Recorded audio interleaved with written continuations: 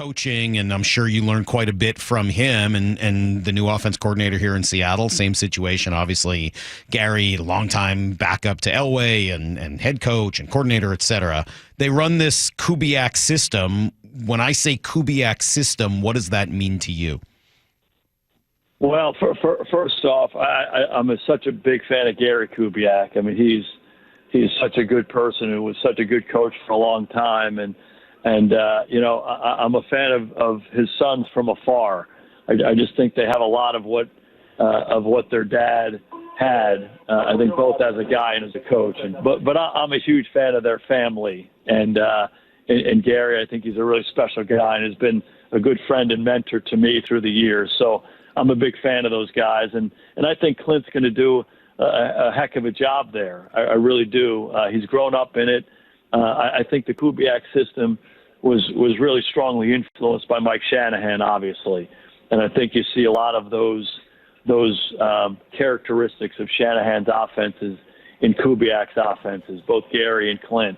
And it's based on the outside zone run game and everything that comes off of that. But I also think it's evolved through the years. But there are some really good coaching tenets that come from that offense, and it's formation use, it's complementary formations, making it all look the same. It's how they game plan week to week. I think all of those things have been tested for a long time, and I think you see the influence of that. If you really think about the godfather of a lot of what's going on in offensive football these days, you can trace it back to Mike Shanahan, and then a lot of Gary Kubiak's influence on Mike and Mike's influence on Gary. You see that in what Kyle's doing, what Sean McVay's doing, and then all of the guys that have come from those trees. And to me, it's great stuff. And I do think the guys who have done that the best have embraced the DNA of that offense, but also evolved it, because that's what you have to do year to year. And I think Gary did that, and I know Klint's doing that as well. So I think it's a real good hire for Seattle. If we were to take that a step deeper here, Jason, it's the beauty of radio. We got a little time to do so. We learned from Mike Macdonald this year the difference between principles and methods. The principles don't change. The methods, they can adapt, and you've got to have a growth mentality with that.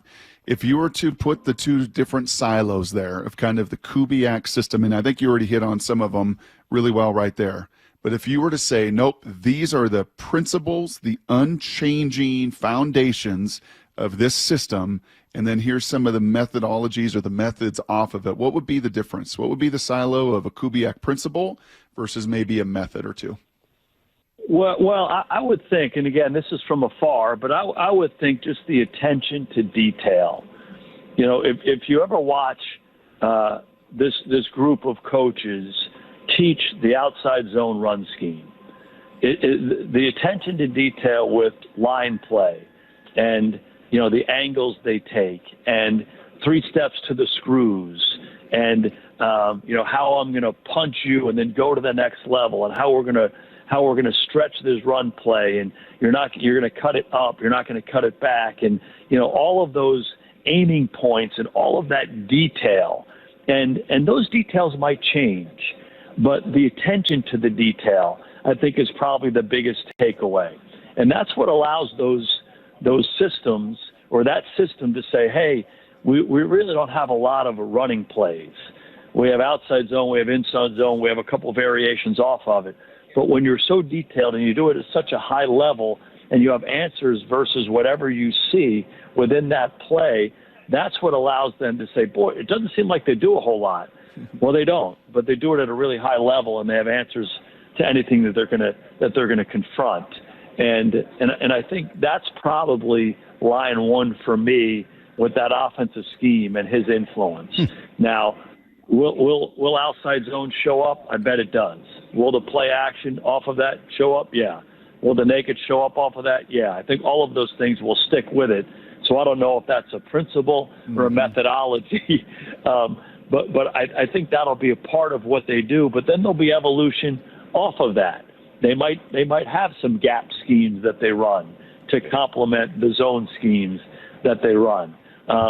So I think you'll see some some maybe specific X's and O changes as they go, but that adherence, the strict adherence to the attention to detail and making sure we have answers for A to Z and no stone is unturned, I think that's the stuff that gets passed down that allows for greatness. What has Brian Schottenheimer gotten himself into?